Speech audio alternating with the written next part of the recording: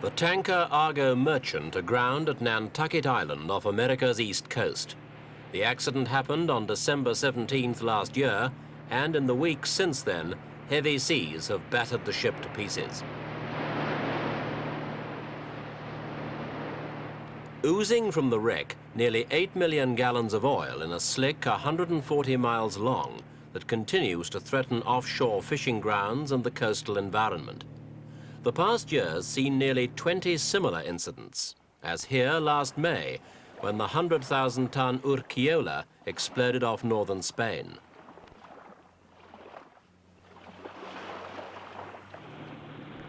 The world has lived with the threat of oil pollution in the sea for the last 10 years, ever since the first big tanker accident occurred off southwest England in March 1967. The ship involved then was the Liberian-registered Torrey Canyon, which spilled out 40,000 tons of oil when it went aground near the Scilly Isles.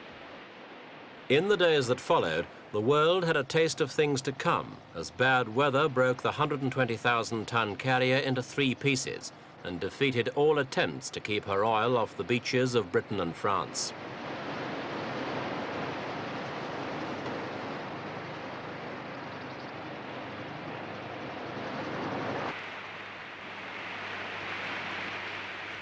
Eventually, the British government ordered the wreck to be bombed so that any oil remaining in its tanks could be destroyed by fire.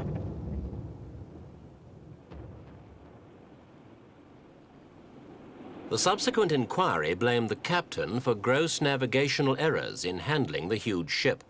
But in the years since the disaster, the ships have got even bigger, and so have the risks.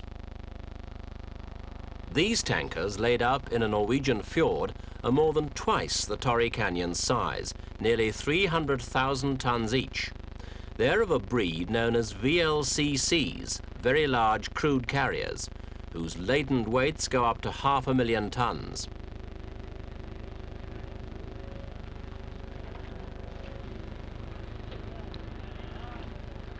These monster ships have been called the most dangerous self-propelled vehicles in the world. 10 years ago, there were fewer than 40. Today, there are nearly 600. They account for half the world's shipping tonnage, and they carry over half the world's annual oil consumption. Questions about their safety concern their construction, durability, operation, and navigation.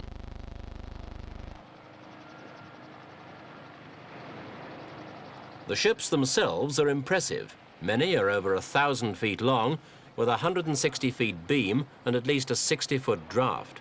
When fully loaded, 4/5 of their structure is submerged. They can steam at about 16 knots, though many travel slower to economize on fuel. They usually take at least 3 miles and 20 minutes to reduce their speed from maximum to dead stop.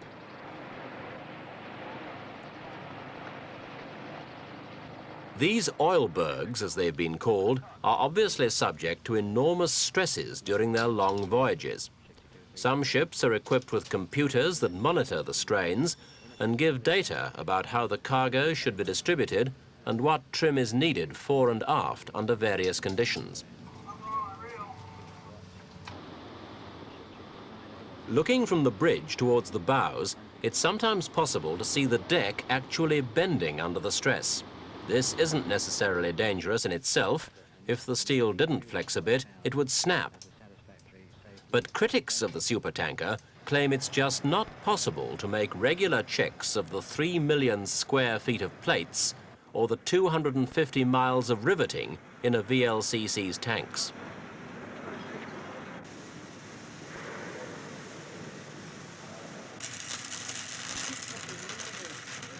Modern construction techniques are controversial.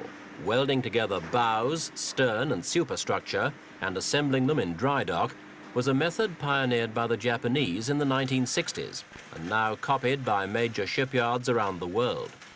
It's a technique that can turn a blueprint into a 250,000-tonner ready for launching in less than 8 months.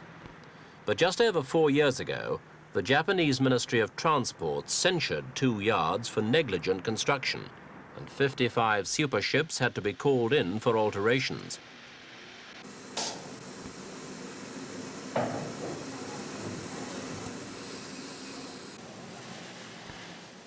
Other design features that should have been made obligatory years ago, say the critics, are backup systems. Duplicate rudders, for example, because accurate steering is absolutely essential in ships of this size. And double hulls that might keep cargoes intact even when a ship's outer skin is pierced. Some of the new tankers are being equipped with double propellers. But many are still built with only a single screw, and if this should fail, the ship can only drift helplessly, waiting for a tug to arrive.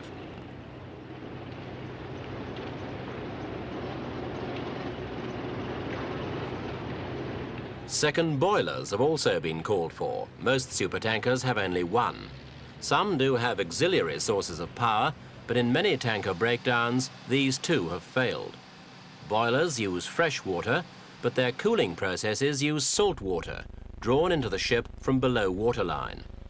In recent years, 3 carriers have suffered leaks in their intake pipes, which have put their boilers out of action. Pockets of explosive gas can also linger in empty tanks after the oil's been unloaded. Nowadays, these are neutralized in what's called an inert gas system. But if valves are not secure, leaks here could still be dangerous. Another suggestion is that the seawater ballast and the oil cargo should each have their own separate tanks. This would prevent oil being washed into the sea when the ballast is flushed prior to loading, and so cut down pollution in the sea.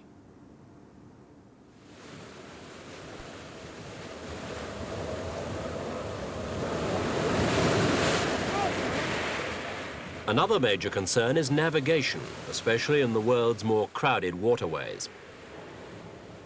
Half of all ship collisions in the world occur between the coast of West Germany and the southern end of the English Channel. At least 350 ships use the channel every day, nearly 600 in summer.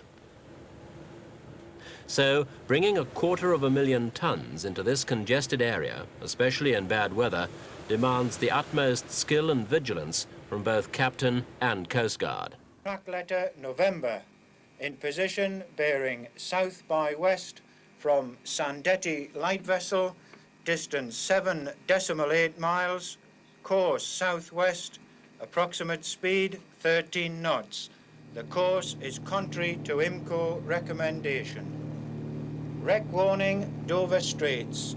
Vessel sunk in position 511030 north 01. 6 years ago, the British and French governments agreed to a system of traffic lanes in the Channel. South-west-bound ships on the English side, northeast-bound on the French. But the system could only be enforced on British and French nationals. There's little control over foreign vessels, and even today, 1 in 10 ships ignore the rules. So sticking to the lanes is no guarantee of safety. And there are other hazards even the best captains can't bargain for, such as sand waves, sort of sand dunes on the sea bottom that can be 20 feet high and can shift unpredictably from place to place. Not a nice thought when you may have less than 10 feet between your keel and the sea bed as shown on the charts.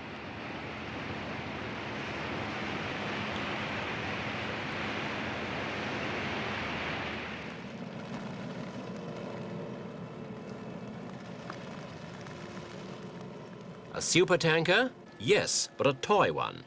This school in France is one of 3 in Europe where captains are trained in the handling of VLCCs. More than 2/3 of tanker mishaps arise from mistakes made by the men who run them.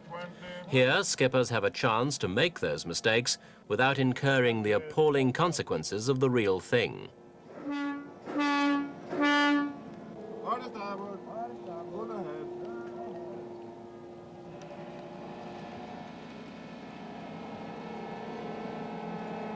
Each boat weighs about 6 tons and is powered by a tiny electric engine. Its handling characteristics are pretty much in scale with those of its mammoth brethren. Though it's a model, it can't respond quickly, and all maneuvers have to be thought out well in advance, just as they would have to be on a real supertanker. Captain Jones, driving a small boat like this, do you really get the impression of being at the helm of a big tanker? Yes, I should say that this is not quite a small boat. This is equivalent to a 50,000 tonner. And although it looks not much water and not much freeboard, we have still quite a draft here, and it's still heavy. And we only have a small propeller to work it. Have you made any mistakes going around this course? Certainly. That's the idea of the course, is to make us learn from our mistakes. Over 100 students a year go through these courses, which cost $3,000 a week. Oil companies are keenly aware of the criticisms leveled at their giant ships, and most set the highest standards for their captains and crews. But this is a business where one incompetent man, one bad decision, could mean a disaster of enormous magnitude. Not all merchant ships apply the same standards, and the least qualified officers operate under the so-called flags of convenience, such as Liberia. All fleets have had accidents from time to time. This is the Panamanian Texaco Caribbean, sunk after a collision in the Channel 6 years ago. But for every loss like this among Japanese, European or American fleets, the Liberians have lost 2. Jacques Picard, the celebrated Swiss oceanographer, has forecast that at present rates of pollution, all sea life in the world will be extinct in 30 years. 1976 gave him little reason to change his mind. There were 19 major accidents, almost double the previous year's figure. Over 250,000 tons of oil were spilled, in addition to the pollution caused by normal operations. This appalling record has lent urgency to long-standing demands that international control should be devised and enforced. Some countries, like the United States, are already studying much tighter national measures. It looks as though they'll be needed, because the signs are that the tankers themselves are going to get bigger. There's already serious discussion of the 1-million-ton ship, possibly the sea's biggest accident, just looking for somewhere to happen.